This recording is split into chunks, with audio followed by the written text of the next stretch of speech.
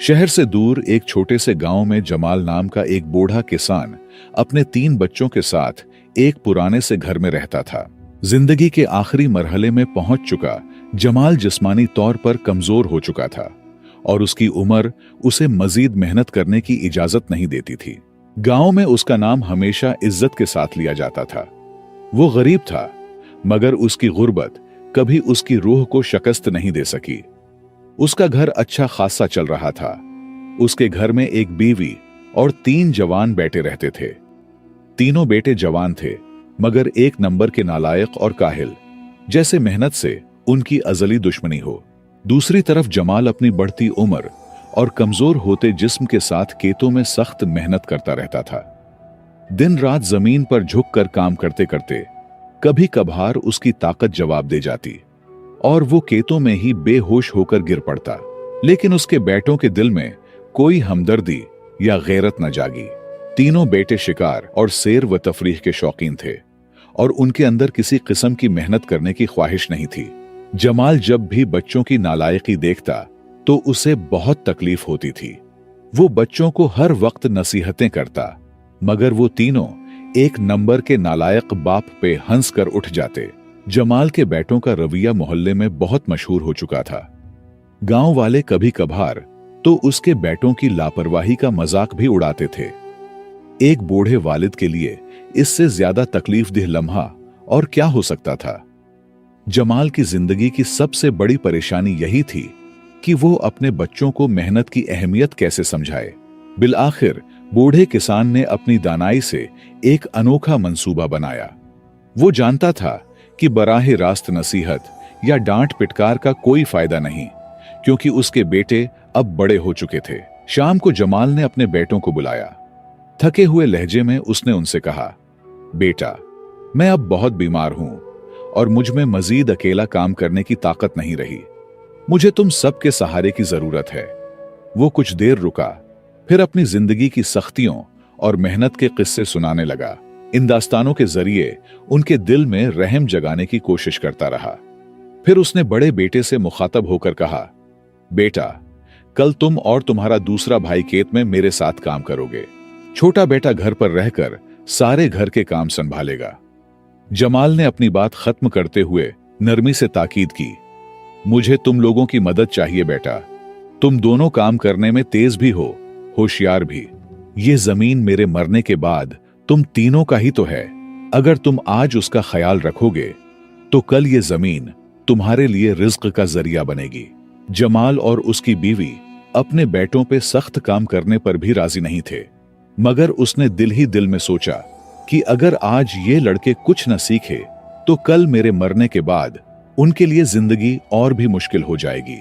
सारी रात जमाल अपने बेटों के रवैये के बारे में सोचता रहा। दिल ही दिल में गटता रहा कि अगर कल भी वो काम पर न गए तो फिर क्या करेगा, क्योंकि ये एक बूढ़े बाप की इज्जती नफ्स पर एक और गहरा जख्म छोड़ देगा जो शायद उसे मजीद गिरा दे। सुबह होते ही किसान हस्बे मामूल खेतों में चला गया। दोनों बेटे जो हमेशा काम से बचते थे, बिलाखिर मां के तानों से तंग आकर 2 बड़े भाइयों ने मिलकर खाने का इंतजाम किया। वो दिल पर पत्थर रखकर खाना लेकर खेतों की तरफ रवाना हो गए। खेत पहुंचकर जमाल ने अपने बेटों को आता देखा तो उसके चेहरे पर एक लम्हे को खुशी नमूदार हुई। उसने दिल ही दिल में सोचा कि शुक्र है, बच्चों ने मेरी बात मान ली। कम अज कम इतना तो हुआ कि वो खेतों तक आए। उसे यूं लगा जैसे उनके दिलों में अभी थोड़ी सी हमदर्दी और गैरत बाकी है। सूरज सर पर था और गर्मी शिद्दत इख्तियार कर चुकी थी। खाने का वक्त आया तो जमाल ने काम से थोड़ी देर के लिए वक्फा लिया। बच्चों ने भी खाने में हिस्सा लिया। कुछ देर वक्फा और खाने के बाद जमाल ने नरमी से कहा, बेटा, अब जरा काम पे लग जाओ ताकि मुझ पर बोझ कम हो जाए और जमीन का भी कुछ फायदा निकले। बड़े बेटे ने लापरवाही से जवाब दिया, बाबा, हम खाने का बर्तन लेकर आ गए, यही काफी है। इस धूप में काम करना हमारे बस में नहीं है। दूसरे बेटे, जो अपने भाई से भी ज्यादा कामचोर था, ने जल्दी से कहा, बाबा, आप खुद भी थोड़ा आराम कर लें, हमें भी बख्श दे। इस गर्मी में हम कैसे काम करेंगे। बेटों का रवैया देखकर किसान के दिल पर जैसे किसी ने छुरी का वार किया हो। लेकिन कुछ ना कह सका और चुपचाप काम पे लग गया। शाम को लड़खड़ाते कदमों के साथ घर पहुंचा, अपने बेटों को बुलाया और पहली बार सख्ती से डांटा। उसने कहा, कल सुबह अजान के साथ तुम तीनों खेतों में जाओगे। मैं अब मजीद काम करने के काबिल नहीं रहा। मेरी बीमारी दिन ब दिन बढ़ रही है। अगर तुम लोग काम नहीं करोगे तो हमारे पास खाने को कुछ नहीं बचेगा। बड़ा बेटा, जो हमेशा जिद्दी और नालायक था, तीखे लहजे में बोला, बाबा, अगर आपने हमें मजबूर किया तो हम ये घर छोड़ देंगे और कहीं दूर चले जाएंगे। फिर जब हमारी कमी महसूस होगी तब आपको खुद समझ आएगा। ये बात सुनकर जमाल गुस्से से कांप उठा। उसने जब्त खो दिया और बड़े बेटे पर हाथ उठा दिया। बेटे ने दिल ही दिल में बहुत बुरा महसूस किया, लेकिन कुछ बोला नहीं। जमाल के गुस्से का सामना बाकी भाइयों को भी करना पड़ा। बड़ा बेटा, जो वालिदैन का पहला सहारा होता है, इस तरह के अल्फाज इस्तेमाल करके वालिदैन के दिल पर गहरा जख्म दे गया, जैसे उनकी सारी मेहनत और कुर्बानियां बेमानी थीं। किसान आंसू भरे आंखों के साथ अपने कमरे में चला गया। सुबह होते ही तीनों भाई खामोशी से घर छोड़कर निकल गए और शहर की तरफ रवाना हो गए। जमाल, जो ये सब नहीं जानता था, खुश था और सोचने लगा कि शायद उनके दिल में गैरत जागी है और वो खेतों की तरफ निकले हैं। दोपहर में उसने सोचा, बच्चों के लिए खाना खेतों में ले जाता हूं ताकि वो आसानी से काम कर सकें। अगर खाने के लिए घर आए तो वो फिर बहाने बनाएंगे। किसान ने खुशी खुशी खाने का इंतजाम किया और खेतों का रुख किया। जब खेतों में पहुंचा और बेटों को वहां न पाया तो उसके दिल को शदीद धचका लगा। उसने आसपास के जमींदारों से पूछा, मेरे बेटे सुबह आए थे, आपने उन्हें कहीं देखा तो नहीं है? जमींदारों ने जवाब दिया, नहीं जमाल भाई, हमने तो सुबह से किसी को यहां नहीं देखा। यह सुनकर जमाल, जो पहले ही बीमारियों और बुढ़ापे से लड़ रहा था, धूप में बेहोश होकर जमीन पर गिर गया। वो बेटों की जुदाई और उनके रवैये की बेहिसी बर्दाश्त नहीं कर पा रहा था। सख्ती करने के अलावा वो बेचारा और कर भी क्या सकता था। काफी वक्त बाद होश आया और घर लौटा। घर पहुंचकर उसने अपनी बीवी को अफसरदगी से सारी बात बताई। ये सुनकर मां भी गम से कुछ न कह सका। दूसरी तरफ तीनों भाई मां बाप को छोड़कर शहर पहुंच चुके थे। शहर पहुंचते ही जो भी जमा पूंजी थी, खाने पीने पर खर्च कर दी।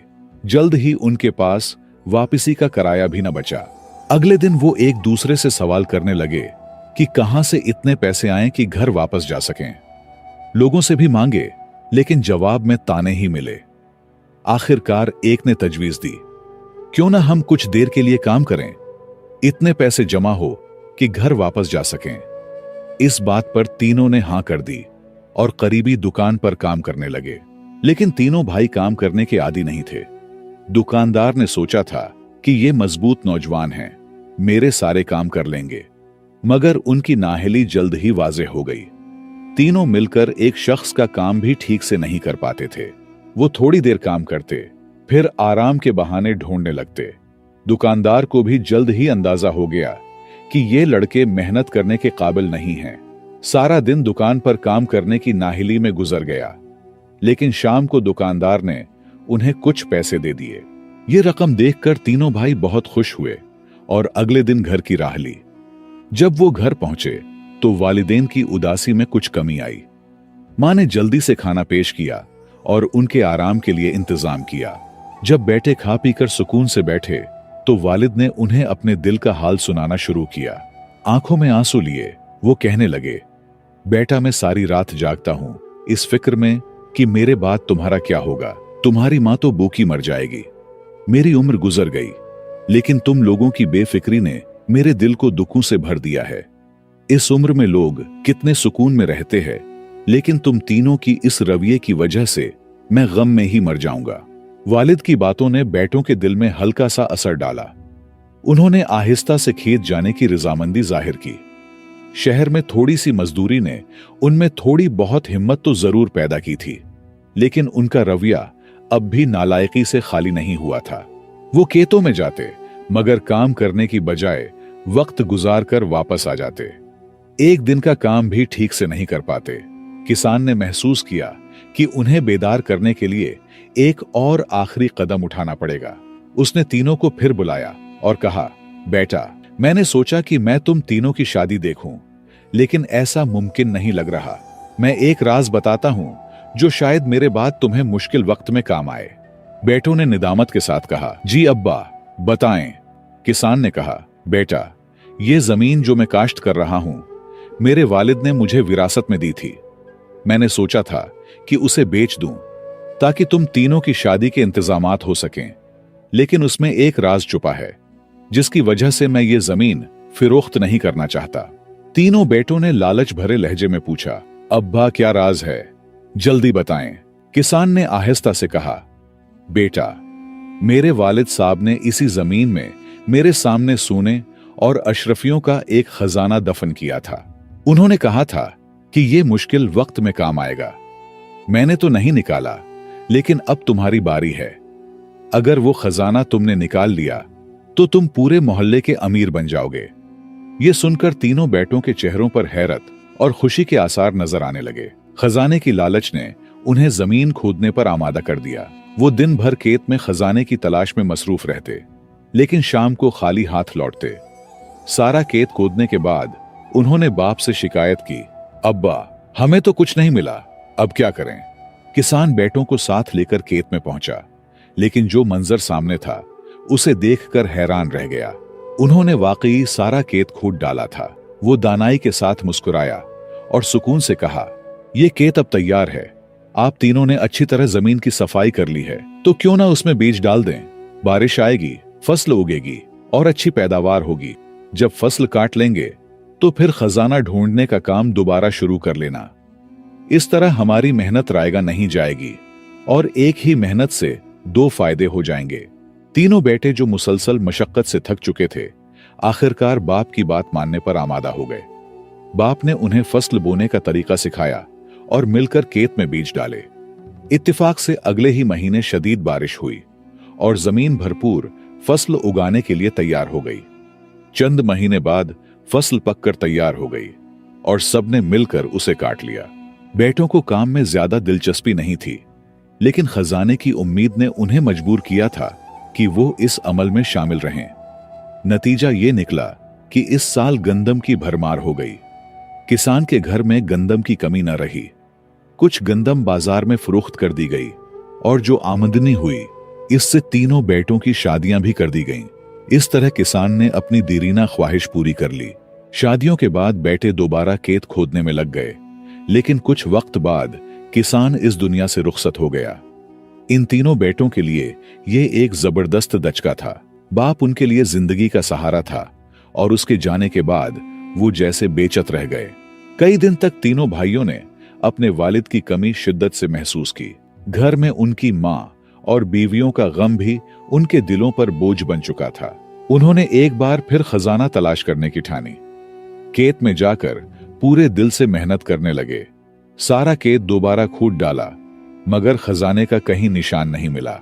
वो मायूस हो गए, लेकिन मां की नसीहत पर अमल करते हुए दोबारा खेत में बीज डाल दिए और फसल उगाने का फैसला किया। उनके पास अब जमीन की पैदावार बढ़ाने के सिवा कोई चारा नहीं था। पूरे 3 साल मेहनत के बाद मां से कहने लगे, मां, शायद अब्बा ने हमें झूठ बोला है। मां ने बेटों की मायूसी और तकन देखी और गहरी सांस लेकर बोली, बेटा, तुम्हारे बाबा ने कभी झूठ नहीं बोला, लेकिन शायद तुम उनकी बात का मतलब सही से नहीं समझे। तुम्हारे बाबा का खजाने से मतलब कभी सोने या चांदी का नहीं था। उनका खजाना इस खेत की जरखीजी थी। वो तुम्हें यह सिखाना चाहते थे कि मेहनत के बगैर कुछ हासिल नहीं होता।